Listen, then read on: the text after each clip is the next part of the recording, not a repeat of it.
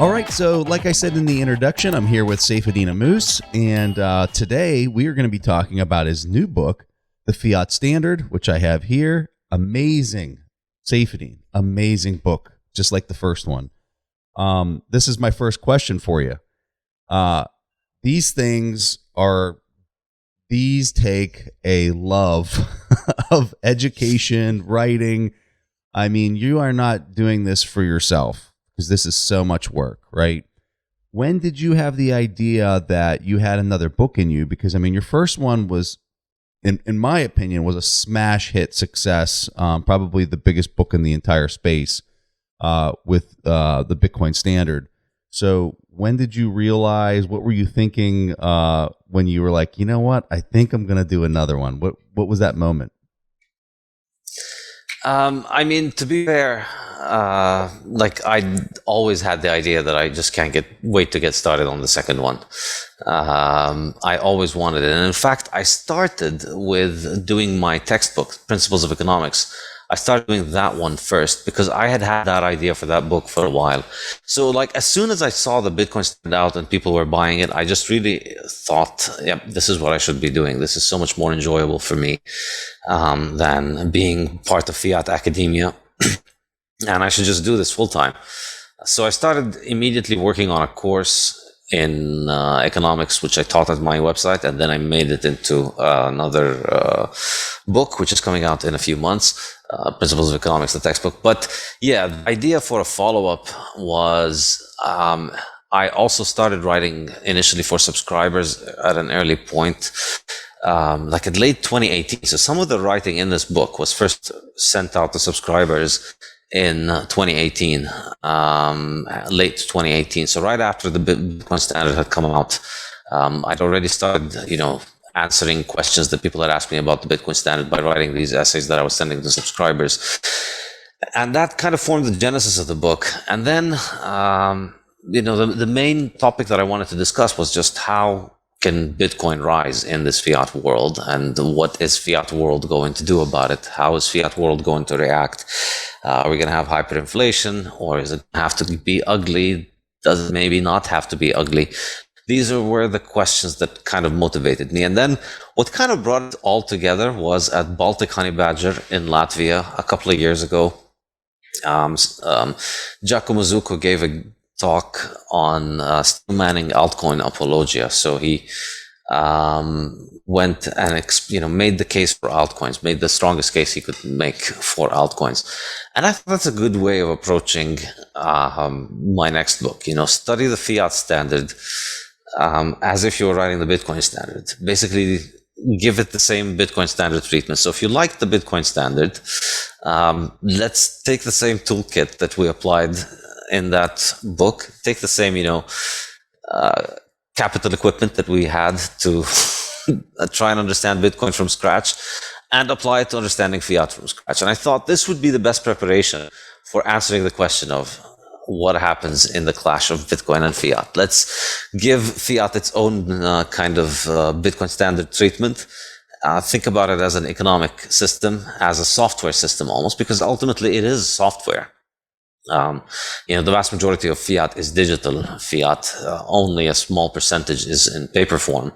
So it is a digital currency in a sense. And, let's try and describe the way that this software interacts with the real world, with the meat space. Kind of like what I did with the Bitcoin standard.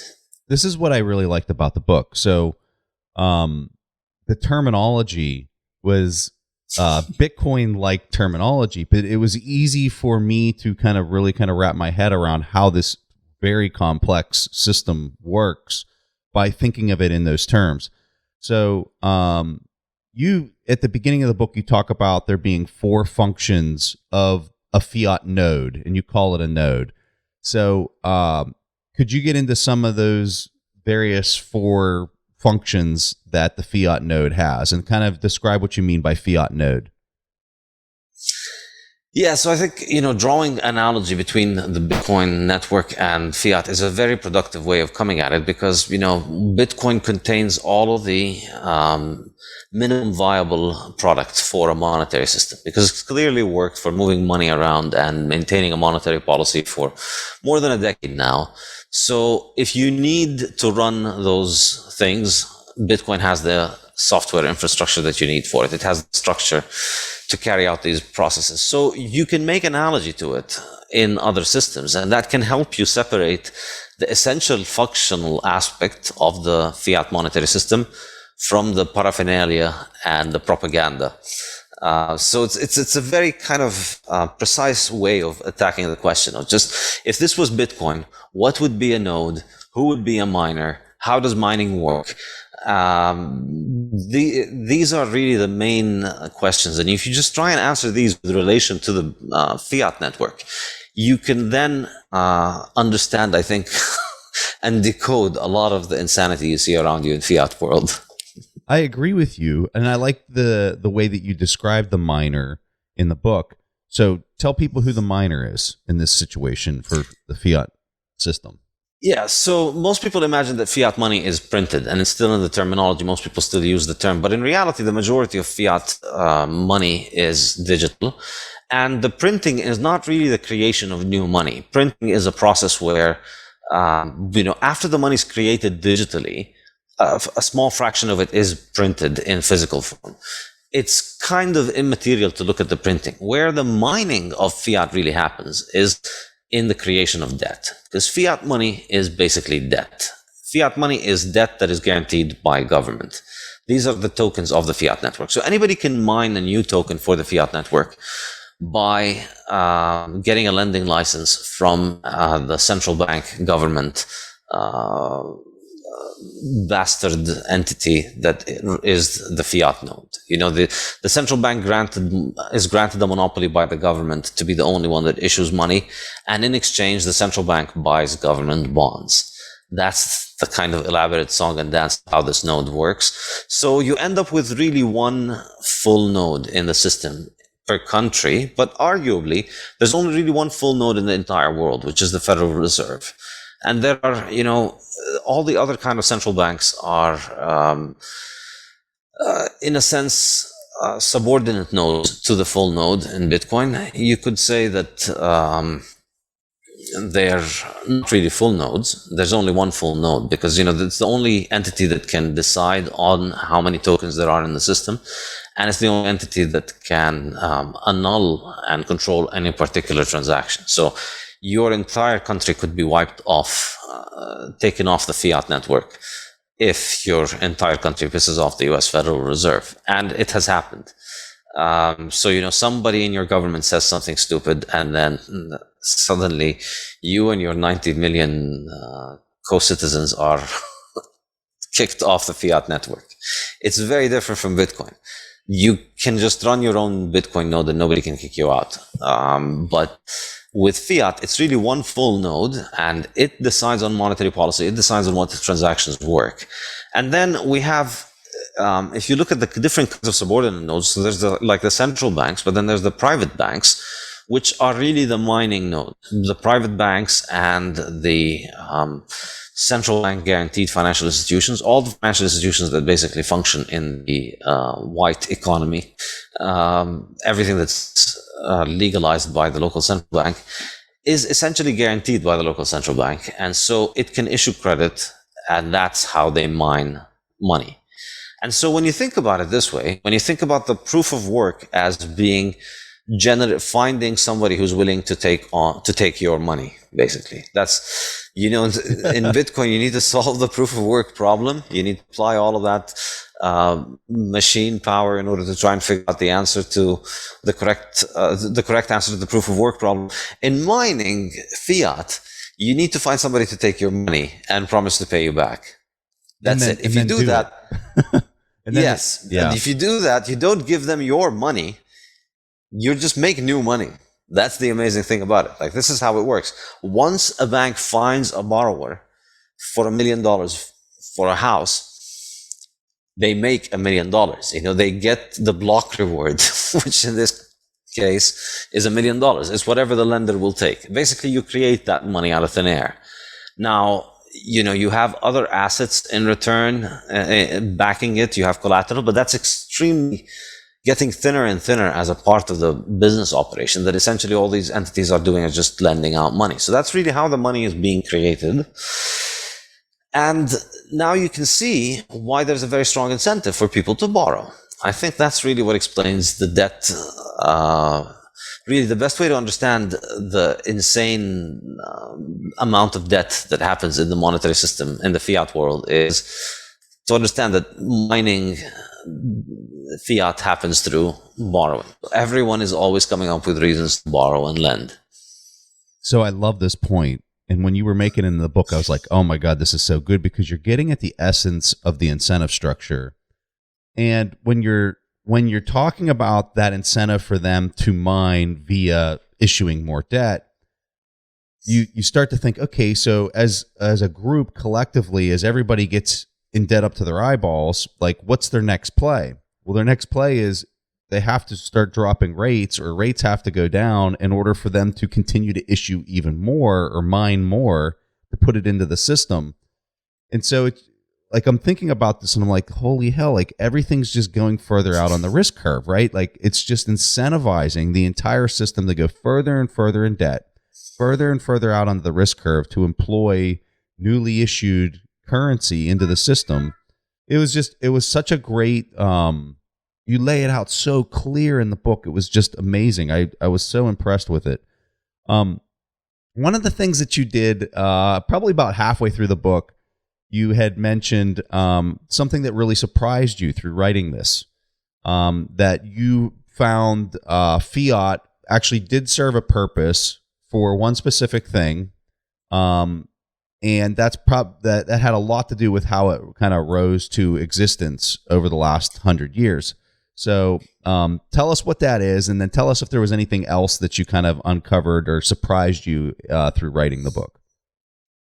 Yeah, I mean, I have to say I tried to give fiat as fair a hearing as possible. I tried to imagine it that it was an altcoin, and I'm trying to be charitable for this altcoin. In a sense, I was trying to think of, if I was writing the fiat white paper and trying to get to sell people on this piece of malware, what would be the selling points? And I think, to be fair, the main selling point is salability across space. And this is kind of the thing that it complements the analysis of the Bitcoin standard. And the Bitcoin standard are focused on salability across time. So how gold or fiat hold their value across time.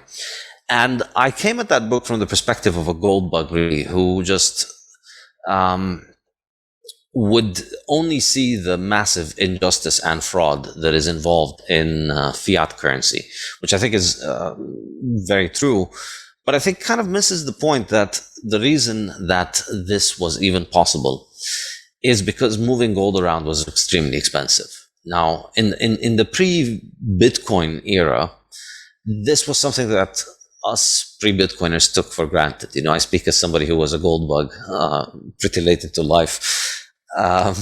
It's something that's it's very difficult to think about it being the other way. You're gonna have to be moving money around anyway, and so you might as well move gold, which is the most dense and the most valuable. And it is impeccable logic. It makes a lot of sense. But because it is so expensive, governments were able to just basically shut this down and make it prohibitively expensive on any kind of scale that allows for the development of a monetary network. Like, you can't just run a Bitcoin bank, a gold bank, and move money across the world. It doesn't really happen that way, for various reasons. And, I didn't get much into the history. I tried to focus on it in terms of, just how it works. And the reality is people can't get around that. It's very expensive to move your gold around. It's really expensive. There's a limit on how much you can carry with you on an airplane. If you want to send it with couriers, it's also very expensive. There's no banking clearance mechanism that can function around gold. And so moving gold around was expensive. And it was pretty expensive during the end of the gold standard. So you look at and the beginning of the book is a little bit historical, looking at the episode of the World War I when the UK went off the gold standard. you see there that they were moving gold to the US in order to finance the war, and they were moving mountains and mountains of gold, and it was pretty darn expensive. Like, moving that gold around is not an easy thing to pull off. And on the other hand, once they kind of upgraded the entire system to be based on the credit of the sovereign, that gold could move around much quicker. So in terms of being able to move value around in the fiat system across space, it is faster than gold. And that's, I think, the kind of grudging thing that gold bugs need to start to admit, that their money loses, the gold is good at not losing value across time, but fiat is good at not losing value across space. Try and send your gold bars across the Atlantic. You lose quite a bit of their face value, which is a serious problem that governments have shown that they can make that happen. It's been the case for over a century. It's entirely possible for them. So that really, I think, makes us understand the benefit of fiat, and then that sets up the kind of interesting question about the framing of the question about how fiat and Bitcoin will interact, because it kind of shapes the way that we view the path that the two of them take. Because ultimately, whether Bitcoin is going to be able to resist the forces of fiat depends on how gold-like it is in its centralization and its ability to keep things moving around the world. And so we can look at the bar that gold set, and we can say that that's not workable, which is you had to spend somewhere around 0.5 percentage point of the face value of your gold to send it across the Atlantic. So Bitcoin really has to kind of beat that. And I think it has a lot of headway and room for growth without coming near that price point, because we can just move enormous amounts of value on Bitcoin already. And it's very future ready in terms of being able to move more and more value, particularly with all the scaling solutions that you see developing all over and all the financial infrastructure that's around it. So I think, thinking about it from this perspective is what's important toward thinking about Bitcoin's security against the fiat system. So one of the things that you wrote in the book that I thought was, I'm so glad that you put it in there, was this idea of inflation as a vector. And this is something that I know Michael Saylor, and that's who you attribute in the book to the idea. And I mean, you can't find this anywhere in academia. Anybody talking about inflation as a vector. Vectors are too complicated for them. They're doing high-level physics math, but they don't like to think about CPI as a vector. It has to be a number. Talk to us about this idea so people understand what that means and why it's important to kind of economic calculation. Yeah, so, Giacomo Zucco may have sparked the fire for writing this book. Like, he gave me the idea of how to motivate it, but the one that applied the finishing touches to it, or the one that really provided the glue that held it all together, that put all of the puzzle pieces together on the board, was hearing Michael Saylor talk about inflation as a vector, because that's something that you can see all of this money printing happening all the time, and yet you have to get into arguments with fiat people about the definition of the CPI, and how dare you not trust the experts, and they're going to call you a conspiracy theorist for not believing in government statistics on price inflation. And I think, there's so many ways in which you understand that the CPI is wrong. And I list them in the book, and I discuss just how ridiculous the whole concept is. But I think the way of expressing it that Michael provided, which is the idea to think about it in terms of it as being as a vector, and then think about the different kinds of goods and the differences between the goods and how they react in that way. And so you see that with digital goods, inflation, price inflation, if you want to define it as such, if you want to say price inflation, the changes in prices with digital goods is maybe negative 10, 20, maybe 50% per year. Things just keep getting cheaper. Your Google storage goes up, the speed of your connection goes up, and all of this stuff is just getting cheaper. For the same amount of dollars that you're paying, you're getting better quality and all of that stuff. And of course, that stuff is included heavily in the CPI calculations. If your laptop got faster, the central bank needs to print more money to make up for the deflationary damage that your laptop is doing. So when you're putting it all into one number, you're throwing in first, you have your computer's processing power, and then we also have the industrial cheap trinkets that are produced at very mass scale, cheap plastic thing for which really the vast majority of the cost is just divided over many large number of goods. So the price there is kind of immaterial. It's very small and there's very little inflation on it because these things can just be cranked up. When there's inflation, people want to spend more because people don't want to hold on to cash. So they start buying more stupid plastic trinkets, and these things demand increases for them. But the stupid plastic trinket printer just goes burr. It's very easy to get it to go to burr, basically, and to fight the inflation that happens on it. They do have the equivalent of the central banker's monetary policy, and that the people who run these plastic factories just ramp them up on weekends, and they can meet your increased monetary availability with more plastic trinkets you don't need.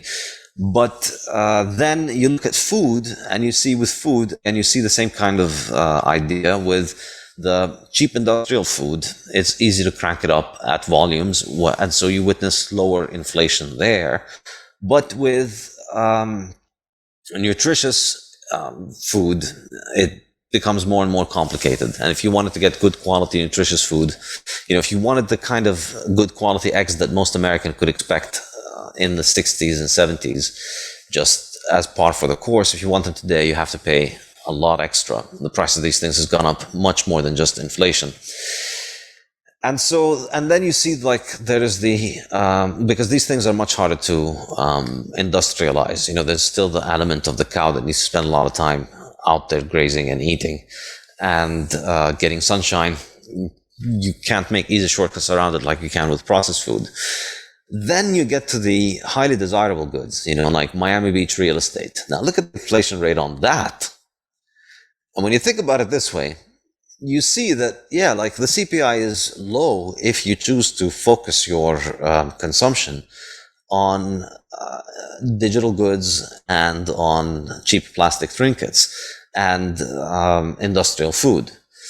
And not coincidentally, you also see a lot of government science that recommends that you head in that direction. You don't need to consume when there's a recession. And of course, you need to have your junk food in balanced moderation. And you need to just always be spending to keep the economy going. So this is the part of the book that I was just like, oh, so this is how it works when you got into the academia part.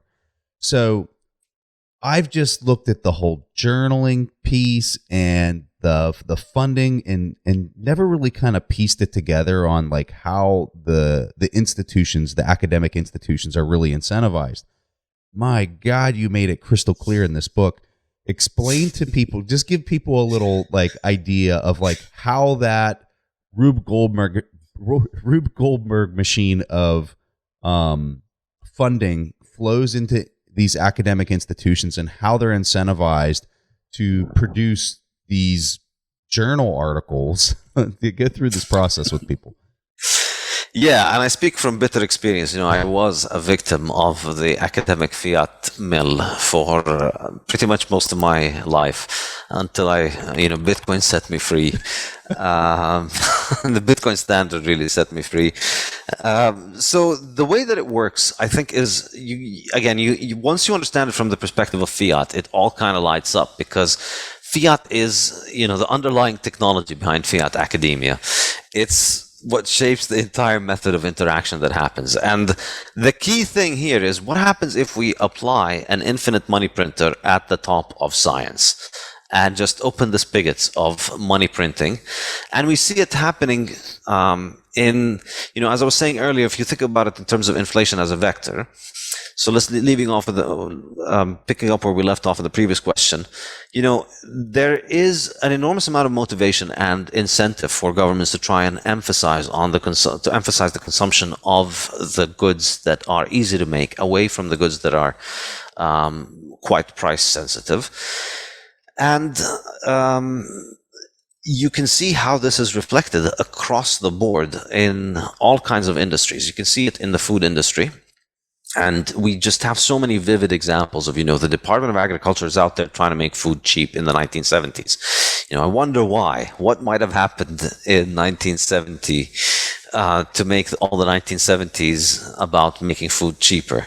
And, you look at how they did that and the methods they did. It was all about industrialization, because that was about bringing the cost down.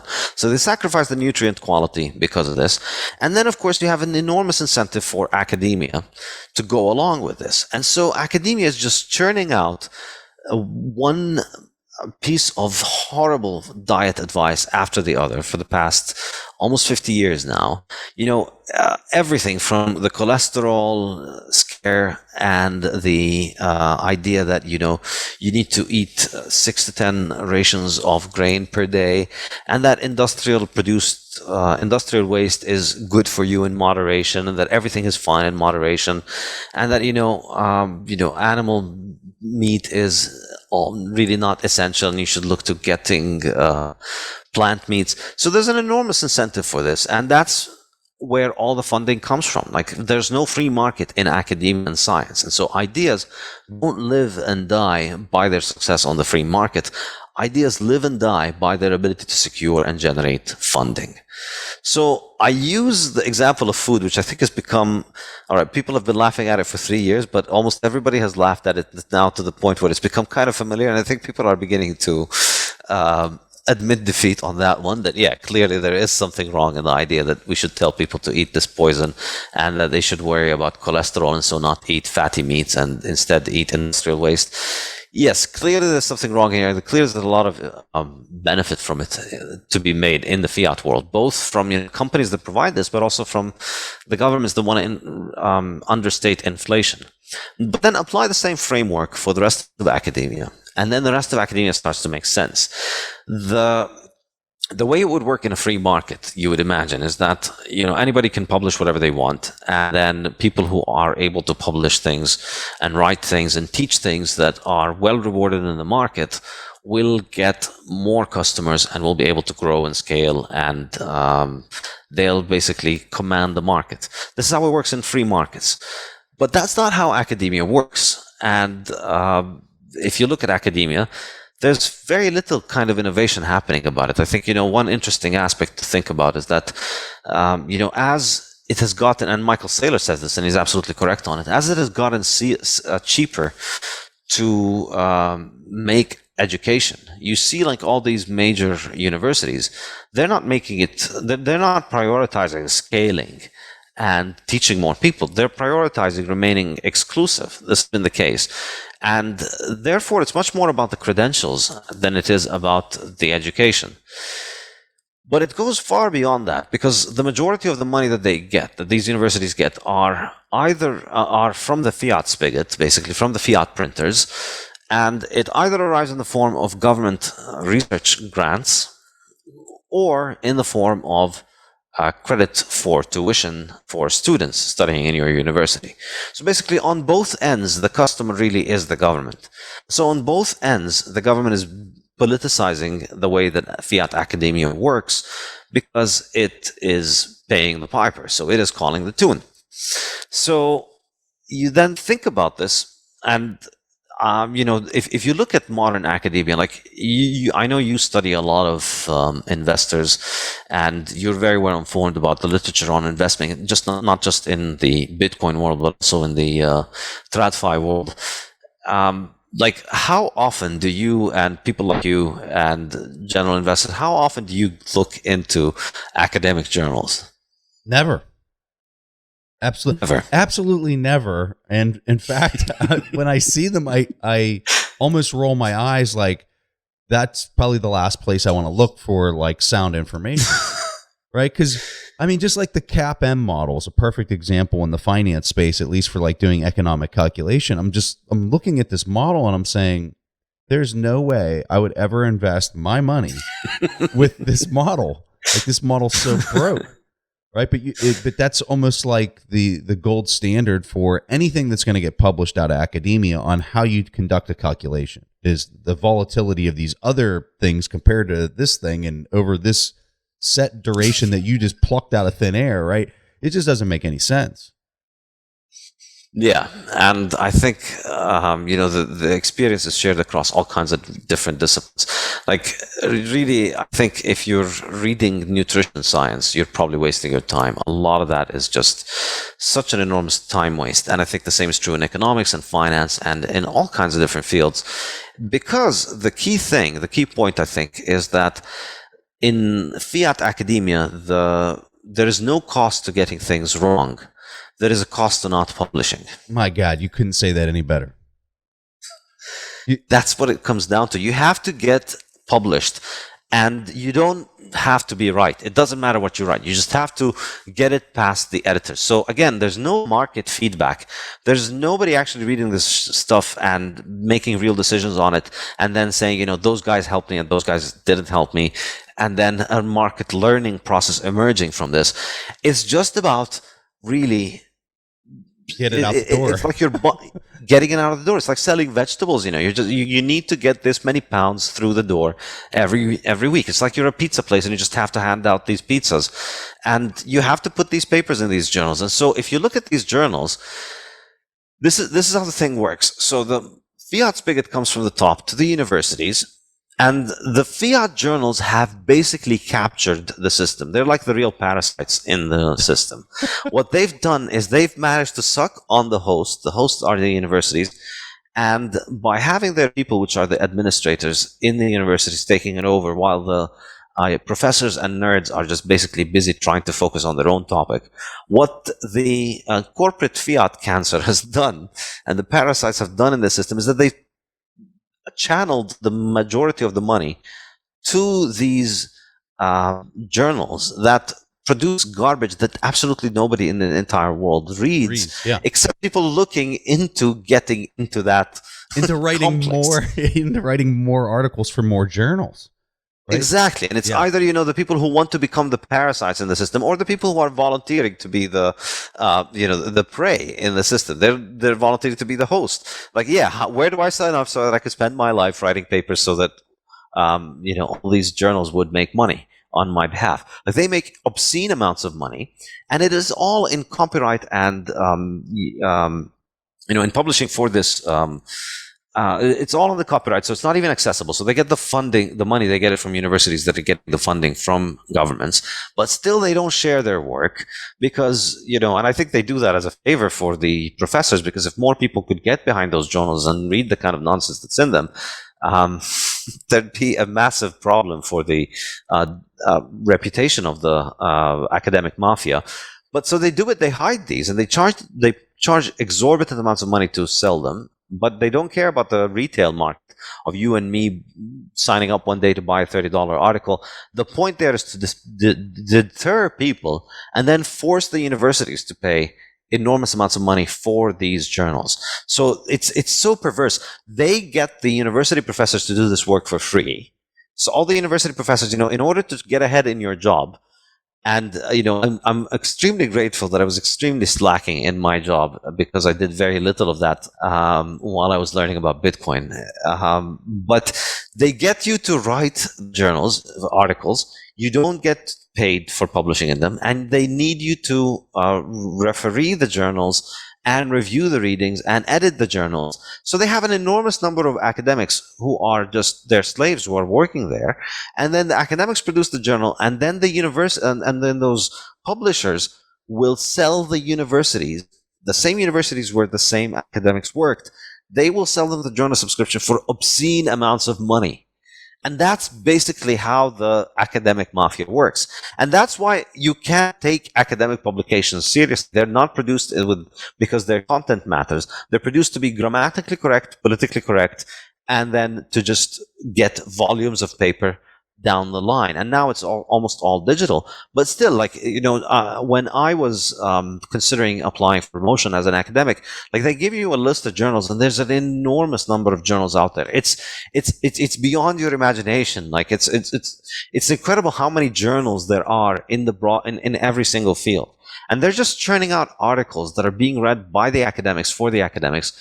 And well, they just go into a repository, right, that are then searched for the next journal that's being written. And since those are the only creditable sources that can be used by any academic writing, it goes into this repository that just like turns into this giant self-licking ice cream cone that licks itself, right? Hey, I am so excited about this sponsor that we have. The name of the company is Fold. They have a Visa debit card, and here's the card right here. I use this thing literally every single day. Every time I swipe it, I get at least 1% back in rewards, and the rewards are in Bitcoin. And some of the rewards go as high as 100%. There's even a full Bitcoin that you can win. After you swipe the card, you spin this little wheel on their app, and then it produces the reward. But the lowest reward you'll get is a 1% reward. The thing I really like about this card is you can also, on their app, buy gift cards. And so Amazon is one of the partners that they have, and you can go out and buy an Amazon gift card, and you get 5% back when you use this card. And so, like, all your Christmas shopping or whatever it might be that you're doing on Amazon, you're getting 5% back. It's all paid to you in Bitcoin rewards. You can withdraw those Bitcoin rewards to a self-custody wallet, whatever you want to do with it. There's no gimmicks. There's nothing that you're not seeing up front. It's just an amazing company, an amazing platform. And every single swipe, I'm getting Bitcoin, so I love it. If you want to sign up for this thing, and I'm telling you, this thing is a no-brainer. Go to foldapp.com/TIP. That's foldapp.com/TIP. You'll get 20% off their Spin Plus annual fee when you sign up with that link. So go to foldapp.com/TIP. They're providing absolutely no value to the outside world. They're churning out this relevant nonsense, and they're miseducating people by just teaching them basic propaganda in most topics. But also, like, the incentive in order to publish, I think it gets even more perverse. There's the idea that it is all nonsense, but I think it's more perverse than that because it's worse than just nonsense.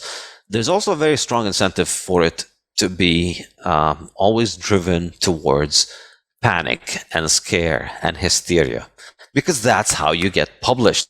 You can't get published, and you can't get, paper buckets through the door of these journal subscribing universities without creating important issues that require more money for research. So if you come along and you say, well, I've looked into this thing and it seems fine to me, well, that's the end of your academic career, more or less. Whereas if you look into anything and you realize, oh my God, this is an existential threat that's going to ruin the world as we know it, you're more likely to get more research funding. There's no market test. You're not punished for being wrong. Hey, Saif. So in your book, you get into shadow banking. This is a term that I know I hear all the time being thrown around. Help us understand what the term means, and then tell us kind of where it fits into the overall process, the whole fiat process.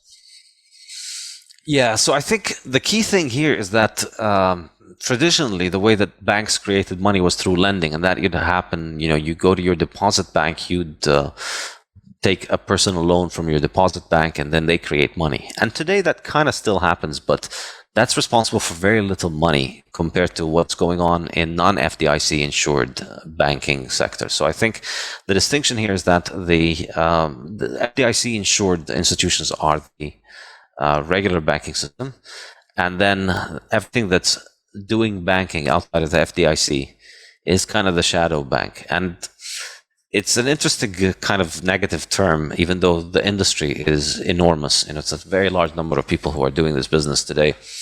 But it is kind of a shadow of the banking system because it's doing banking without an FDIC license.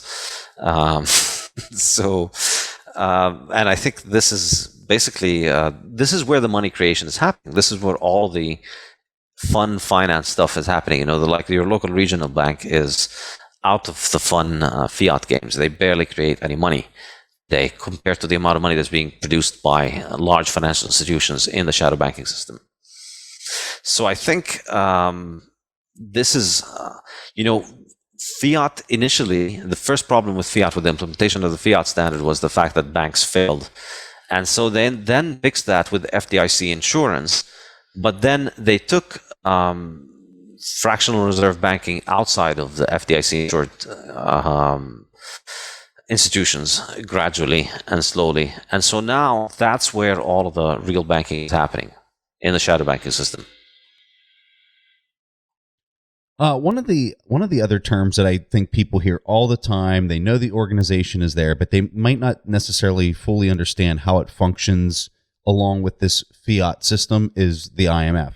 So help people understand why the IMF exists, what it does, and what its role is in the overall global economy. Yeah, so this was, I think, at some point I hesitated to include this chapter, but it was one of the earliest chapters that I wrote for this book. And it almost felt like it needed its own book, but I felt it must be included because this was kind of really central to the entire analysis of applying this kind of fiat mining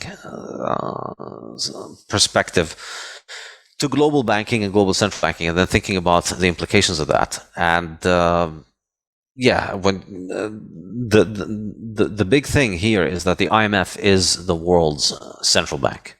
So the IMF is basically the U.S. government's.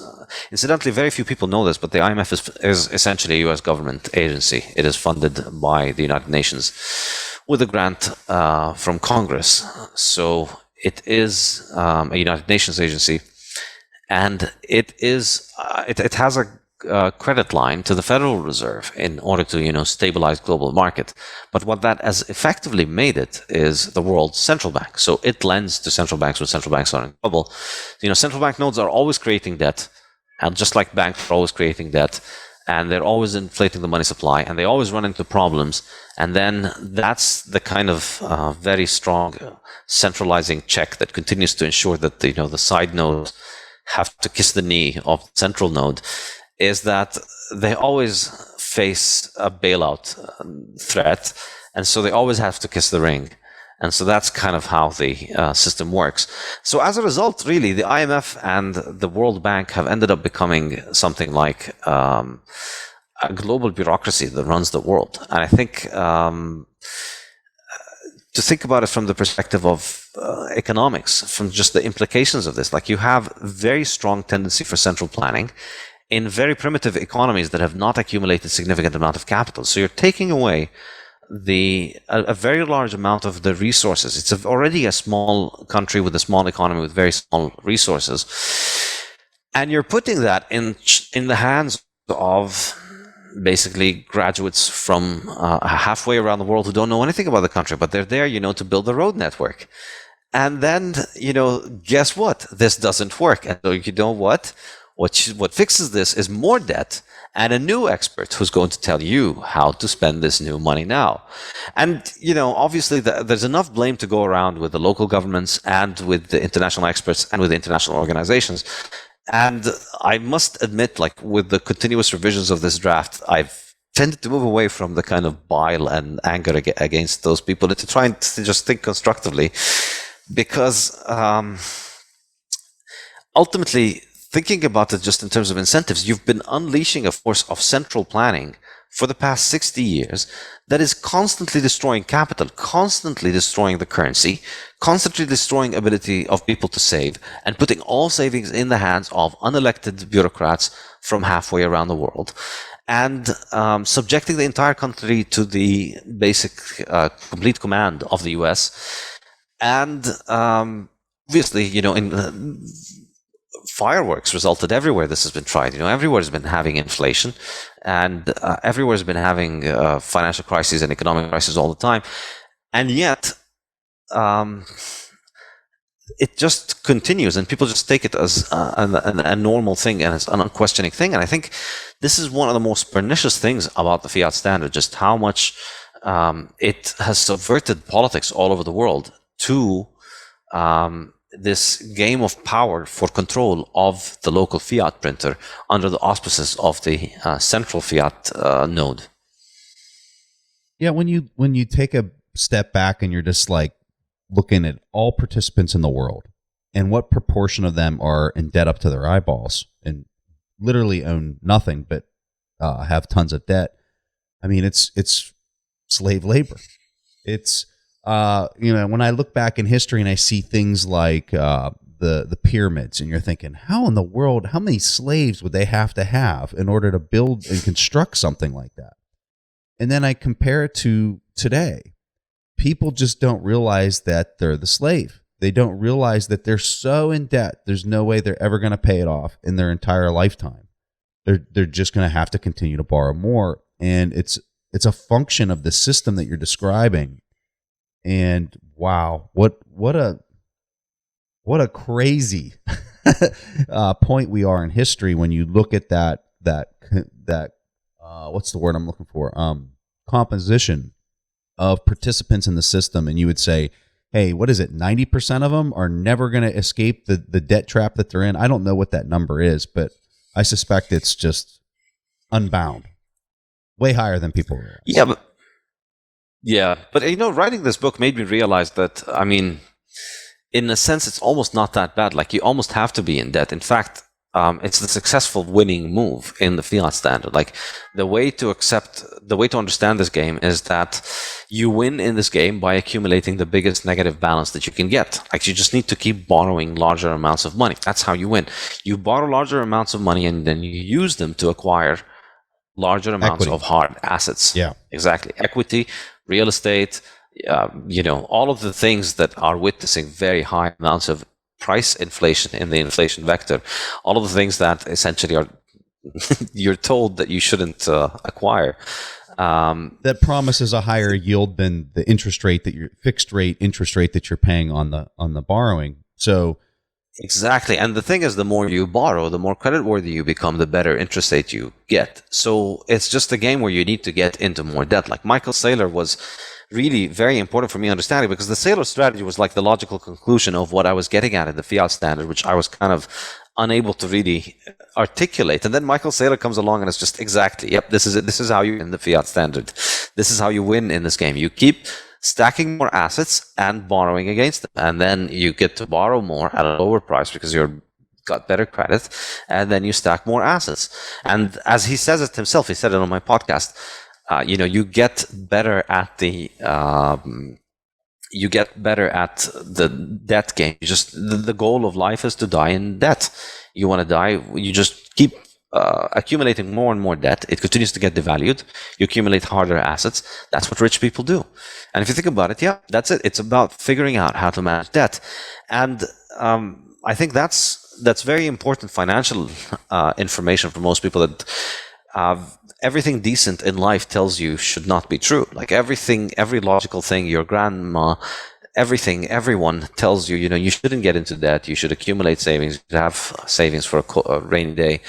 And, you should not spend money that you don't have. And it makes sense. Like, it's not natural for people to do this. It's not the natural order of life for any living organism to be in debt. You want to have an excess. You want to be producing and accumulating excesses. As humans, we accumulate capital. This is civilization. Civilization has always been the process of accumulating more capital and accumulating higher and larger savings and passing them on.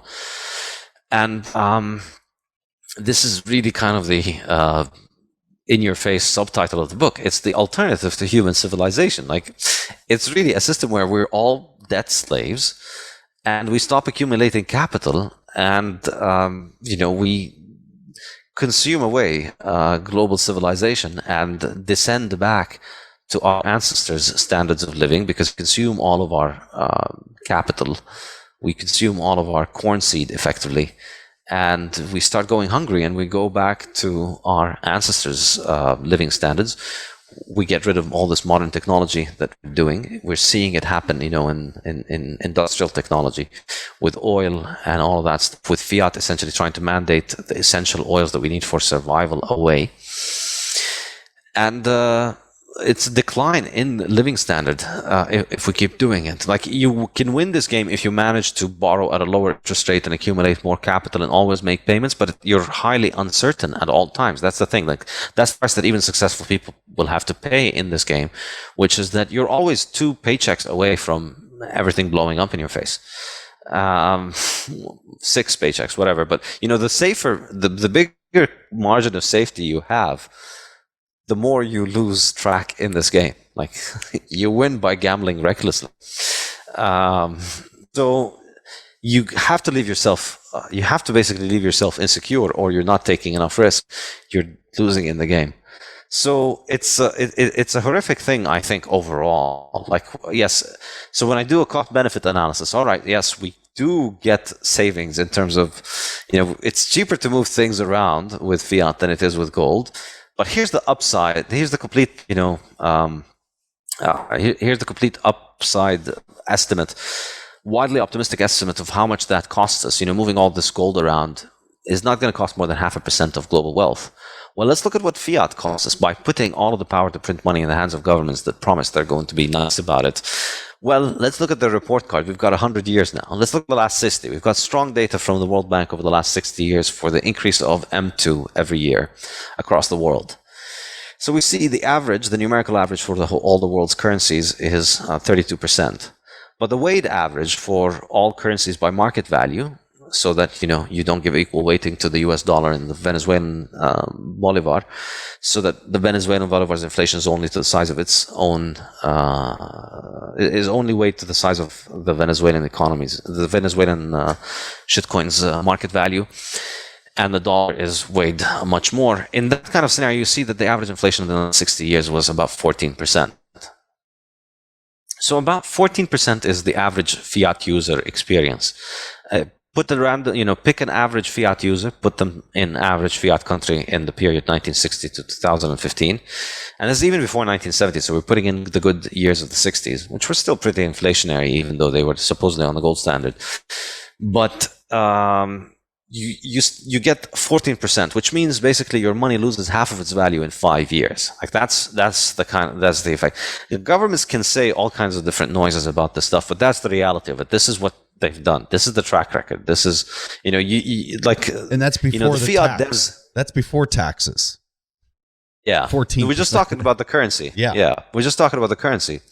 We can listen to fiat devs and their social media influencers and all of their altcoin propaganda, and we can give it all of kind of attention that it needs. At some point, we have to just stop listening to those shitcoiners and just look at the project, what it does. Like, if everybody has enormous estimates about their transaction per second and about their security, until their network hits a critical bug, and then you start listening to the Bitcoin maximalists who told you in the first place. Well, let's really look at it. Like, in terms of fiat, what is the what does it actually do? Yes, it does save us on the move with money around, but it gives us 14% increase in supply on average.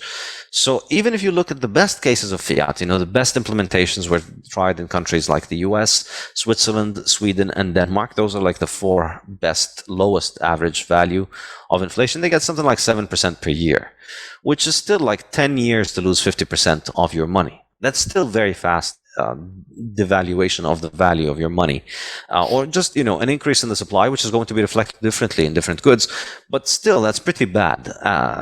Gold could do 2%. So the enormous role I think that money plays, which I mentioned in this book and I mentioned in the Bitcoin Standard a little bit, and I discuss in more detail in my next book in the Principles of Economics, is that the hardness of money is like a control knob of time preference. That's, I think, the kind of conclusion from my 2 books and the Principles of Economics. Really, the harder the money is, the more we can save for the future, the better our money is holding on, the better the money is for holding on to its value for the future, the more we are likely to plan for the future, the more we are likely to give attention to the future, the less we discount the future. In other words, the lower our time preference. The more civilized as human beings we become, the more savings we have, the more capital we can accumulate, the more capital we can buy, the more capital goods we can have. And that's really the process of civilization, of going from trying to catch fish with your hands to catching fish with a giant trawler that catches much higher number of fish per worker and feeds many, many, many thousands more people per hour of work produced. So we have a constant increase in the process of production under capitalism because we're constantly lowering our price, lowering our time preference, I mean. And I think that is essentially linked to the ability of the person who produces to be able to save their money in, to be able to save their value in a money that holds on to its value. Well, if they lose that, they don't have a lot of time for work and production, and they can't save and they can't accumulate real capital. And you witness capital destruction. You witness the reversal of the process of civilization. That's what I think Fiat is doing. That's the kind of big takeaway from the book, that Fiat is essentially a reversal of the human civilization process. We're destroying the value of the money, destroying people's ability to provide for their future. We're making provision. This is the thing that Keynesian idiots don't get. Like, they tell you, well, you just invest and you beat Bitcoin. You invest and you beat inflation. But investment is a job on its own. Whatever it is that you need to beat inflation is a job on its own that you didn't have to do as a gold user. You know, in the gold protocol, you got paid in a gold coin and you kept that gold coin and it had value in it, and that value stayed there. It stayed in that coin for many, many years later. You know, many decades later, you could always go back to that coin and it would have that value. So that allowed you to earn extra money, let's say this year, and put it aside for 10 years from now, for 20 years from now, for your house that you were planning on building in 10 years. You could always save, and you could always expect the gold would hold on to its value. And gold has held on to its value throughout centuries. And continues to do, even though I think, it's kind of getting demonetized, but that's besides the point. But the point is, when you had gold as money, people were able to get that. Now with fiat, you can't get that. In order to be able to beat inflation, you have to go head to head with Goldman Sachs and JP Morgan and, Preston Pysh and all these people who spend a lot of time spending a lot of effort and energy into this, that it's basically really almost like a full-time job. This is the thing. Like, fiat needs to be earned twice. Like with gold, you earned your money and stayed earned. With fiat, you have to take it to the casino of fiat markets, and you have to understand, an enormous amount of economics and finance. And, you need to know what real estate's market is like in your area, and you should look into real estate in other areas. You need to look into commodities. You need to look into other other countries' central banks. It's crazy. You got to be a master of risk management, right? And economic calculation, which is your second point. And that's a job. That's a job. Yeah, that's a job. Yeah, full-time job. Like most people, I think, people can't invest capital anymore because they don't have savings. And so investment is daunting. And investment, of course, involves a lot of pitfalls. Like, people will say, well, you can just do index investing. Still, there's a lot of fees. Inflation is very high.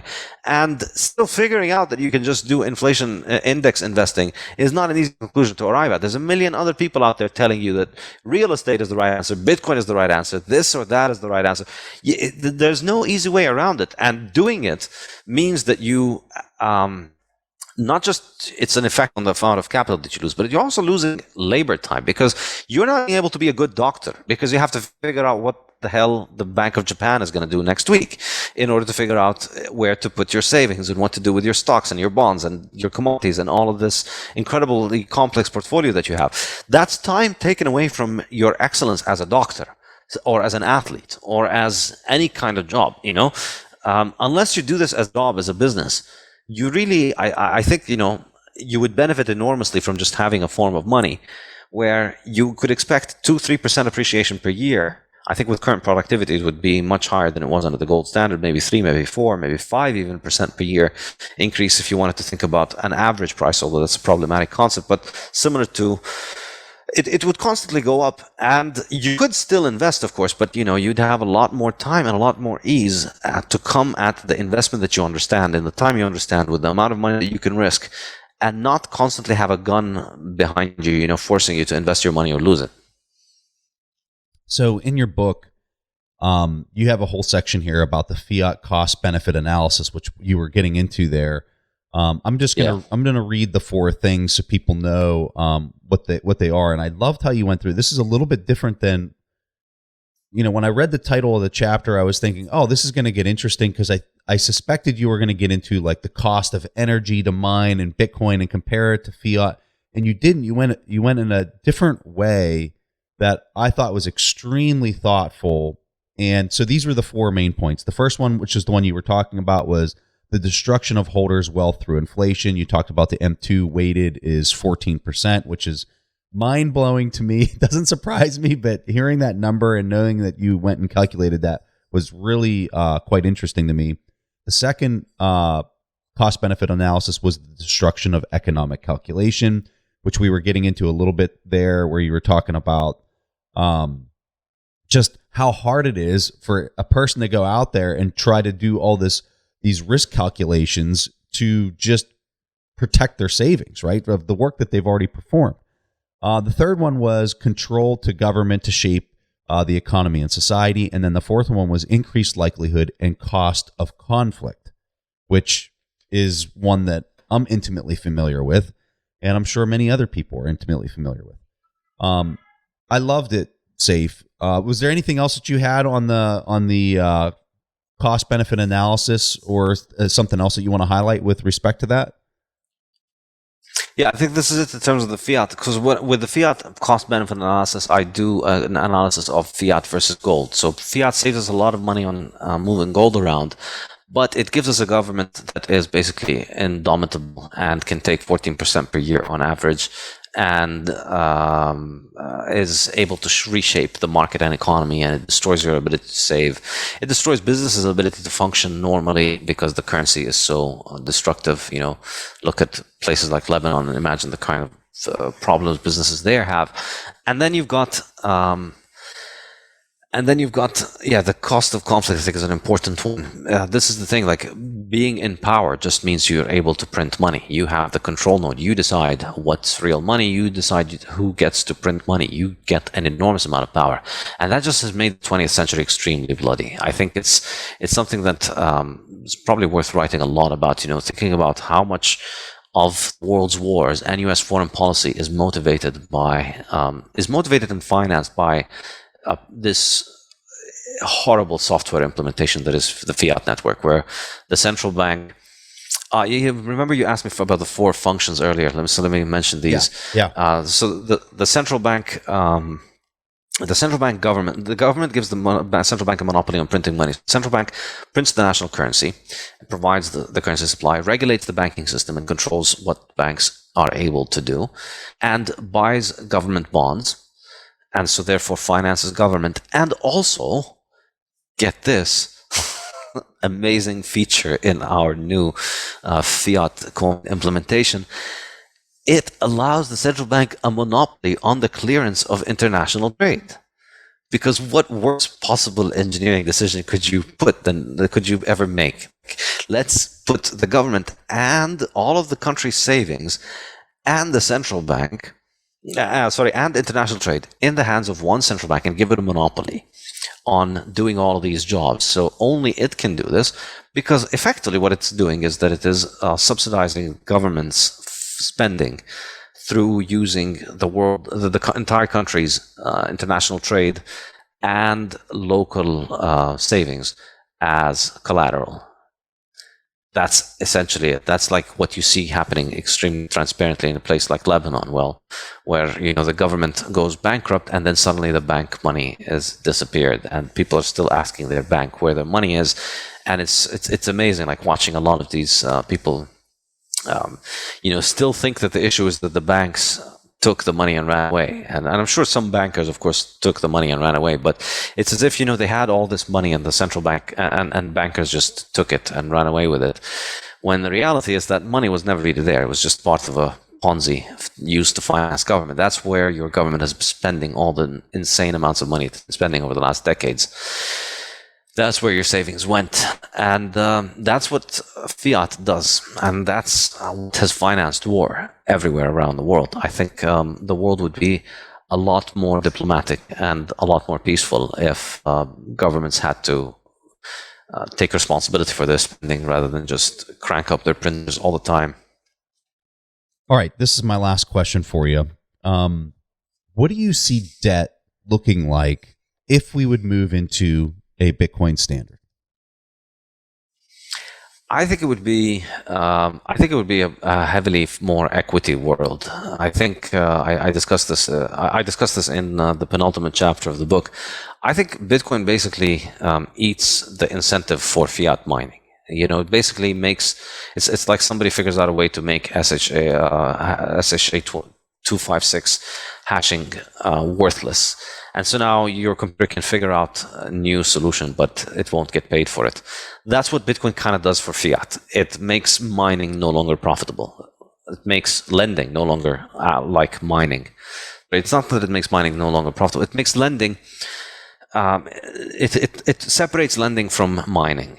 It makes lending a static process that does not create money. So in order for me to lend you money, I have to take money from my hand. I can't just create money, even if I am the government's friend. I don't get to just print money because I have a license. I have to be the one who pays the opportunity cost. I'm the one who doesn't have that money available for me to enjoy. So that kind of world, I think investment would become equity focused. I think we're back in a world in which I don't see investors wanting to take on investments that carry equity risk without getting equity return. I think this is the key point that the fiat system kind of distorts, in that it offers you the illusion that you can be guaranteed a 3% or a 5% or a 7% or whatever it is, that it's at the bank and the bank is guaranteed by the government, and you get the specific amount of money, which there's no risk in. We put your money to work, but not a lot of work, and therefore we guarantee you that you're not going to risk, that you're not going to get any real risk, and there's no risk of losing all your money, and you're going to get a 5% low interest, a 5% no risk loan. Whether it's bonds or saving deposits or whatever it is, this, I think, is just going to go out of business. We're just going to have a system of deposits where you pay in order to have your money safely kept in deposit, available for you on demand whenever you want it, and not being involved in any kind of shenanigans. And we'd have a system of equity where, because without the government, without the illusion of banking safety provided by government central bank monopoly, nobody can guarantee that a business will provide return of capital. Any business can go to zero. It can go to zero, whether through liability, whether through natural disaster, whether whatever it is. Any business can go to zero, so your investment can be wiped out. And there's no running away from that risk for an investor. And the idea that investors should be doing this, I think, is just a function of the failure of the fiat system to provide a saving function, because people can't save. They have to go and invest in a casino, and then the casino wants to pretend, no, it's safe, don't worry, you'll make 3% whatever happens and you won't lose your money. No, your money's at risk. So I think we'd go to a world of equity, much similar to Islamic finance, I think. I don't think we're going to be dealing with interest rates of 1 to 3% or discount rates in the low single digits for economic calculation when we move to something like that. It's fascinating. Hey, so this book, here it is again, the Fiat Standard by Saif. This thing, folks, go out there, read this book. The research, the amount of resources that you have in the back that just, dude, you crushed this.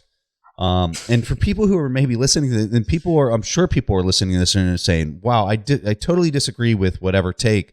I would seriously go read this, get the full in-depth laid out talking point and background and research that he has for some of these points. And, maybe it'll just challenge whatever, belief structure you might have and just provide a counterpoint to it. Saifedean, is there anything else that you want to highlight or hand people off to? I know you can find the book on Amazon and some other places, but anything else you want to highlight? Well, my website, saifedean.com. You can also subscribe and become a member, take my online courses in Austrian economics and Bitcoin economics. And you can also get a preview of my next book, Principles of Economics, my economics textbook, which is on its way to being done, very close to getting done. And you can also buy the Fiat Standard from my website.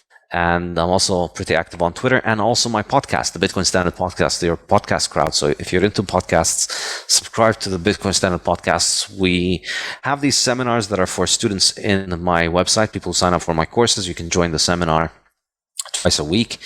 And then there's also and then we have guests like Preston, for instance, and we've just had Michael Saylor. We're going to be releasing it, I think, just today.